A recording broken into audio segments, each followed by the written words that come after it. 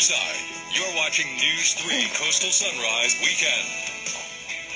Good morning. It's 6 o'clock. I'm Sharyl Sutton. Thank you for joining us on Coastal Sunrise Weekend.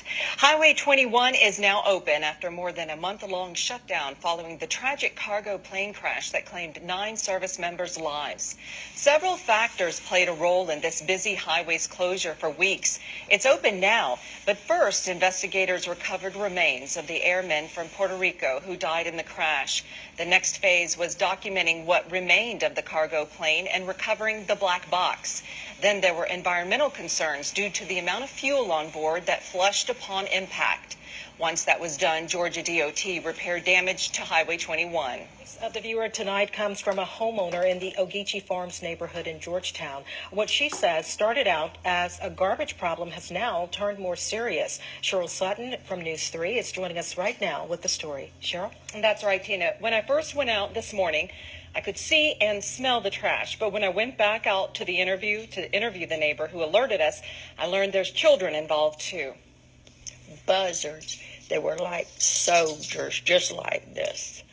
I said, oh, geez, I'm scared. And I couldn't let my grandbaby, I was scared to take her to school. I had to take her to school. I said, just be careful. Neighbor Miriam Johnson says the eyesore started 6 months ago.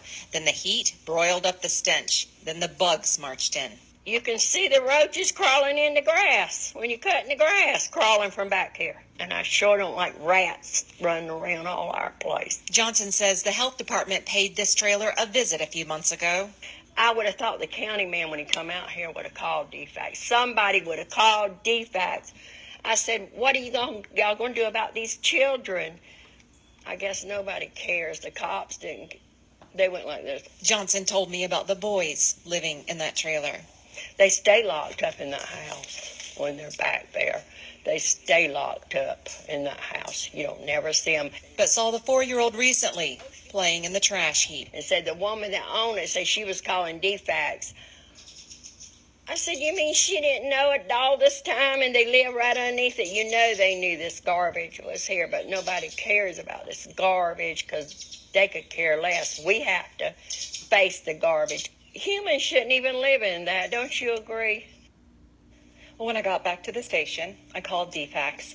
The health department tells me they have no record of a complaint for that address, and the public information officer for Chatham County Police Department says they did respond yesterday to a civil disturbance call regarding people arguing in that trailer in the yard that was supposed to be empty, but no arrests were made. News 3 will continue to follow this story and update you on the situation.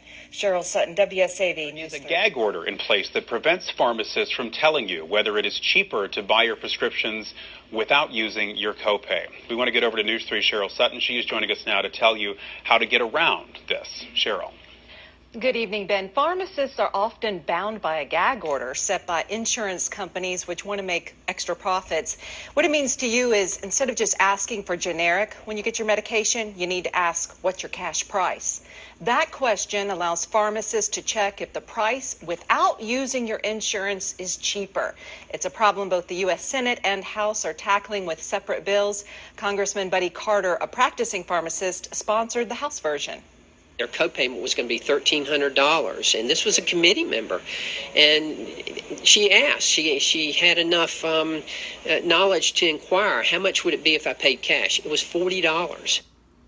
Those are staggering savings, but pharmacists are not allowed to offer that information to you right now unless you specifically ask for the cash price.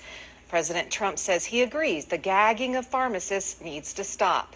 Sharyl Sutton, WSAV News 3. News 3 is your local election headquarters. Georgia voters will need to make a decision about 5 proposed changes to the state constitution. Amendment 4 is referred to as Marsy's Law. As proposed, it gives victims equal rights already afforded to the accused and convicted. News 3 Sharyl Sutton joins us now to tell us more.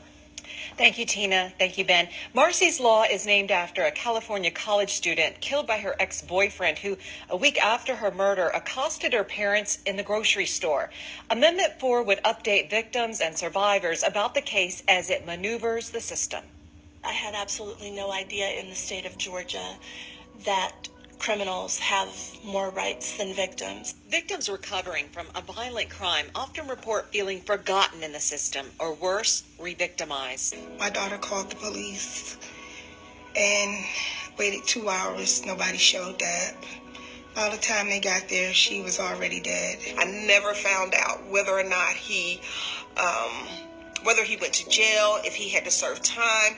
I never found out anything. And I think that, for me, is the most important thing about Marcy's Law. Voters will determine if victims have these rights. You will be afforded rights as a victim, rights to get information related to arrest, release, and escape, rights to get information related to all matters related to the court proceedings, whether it's a date, a time, a location, rights to get information related to their case status. So that these stories in Georgia are less common. Landlord came to the door and he murdered my brother. Shot him 8 times. They said they released him 3 months after the conviction date, but they never notified us. They never told us. Instead, the constitutional amendment makes notification a basic right, not just a law. If we make that a constitutional amendment, then in order to claw this back, then it requires another constitutional amendment, not merely an act of the legislature. Will incorporate a level of compassion whereby the individuals who work within the system will now know that not only is it necessary, but it is mandated that you treat people with a high level of dignity and respect. Now here's a snapshot of the other 4 amendments that you'll see on your Georgia ballot. Amendment 1 essentially allows the state to earmark 80% of taxes collected on sporting goods to fund conservation efforts for the next decade. Amendment 2 creates a statewide business court where the governor of Georgia appoints these 5-year termed judges, but they must first gain approval from the Georgia House and Senate Judiciary. Amendment 3 is a timber tax adjustment, which would affect school and county funding because it alters the property tax on timberland. Amendment 5 allows a penny tax referendum for schools without city and county agreement.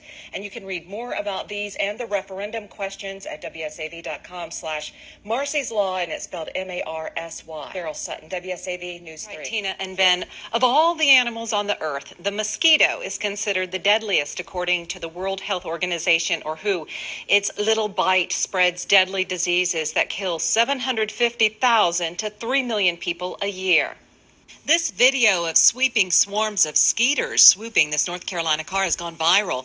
This one is called the galley nipper, or flood water mosquito. It springs out by the billions. Those eggs get inundated with rain, usually rainfall in this case, and the vast majority of them hatch out. It's 3 times larger than the permanent water mosquito, or West Nile mosquito, common here in Savannah. It breeds in what people like to refer to as nasty water.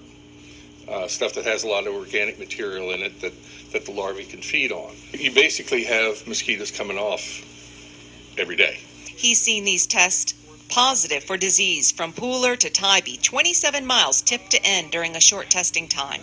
The World Health Organization finds that mosquitoes are so swift to carry and spread disease that it kills millions of people each year.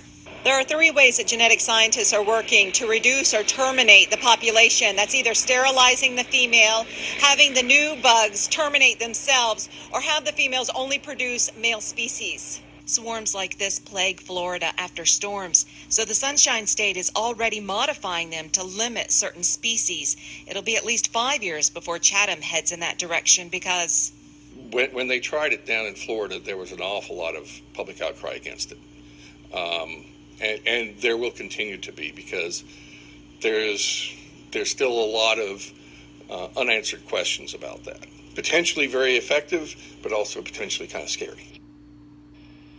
You can hamper breeding and biting by dump and drain standing water weekly.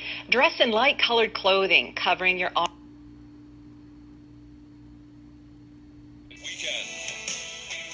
Good morning at 6 o'clock. I'm Sharyl Sutton. Thank you for joining WSAV Coastal Sunrise Weekend.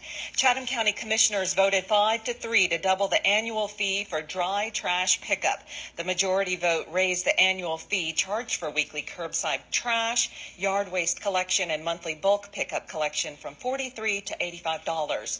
This comes after state lawmakers more than doubled the solid waste management fee to use the landfill.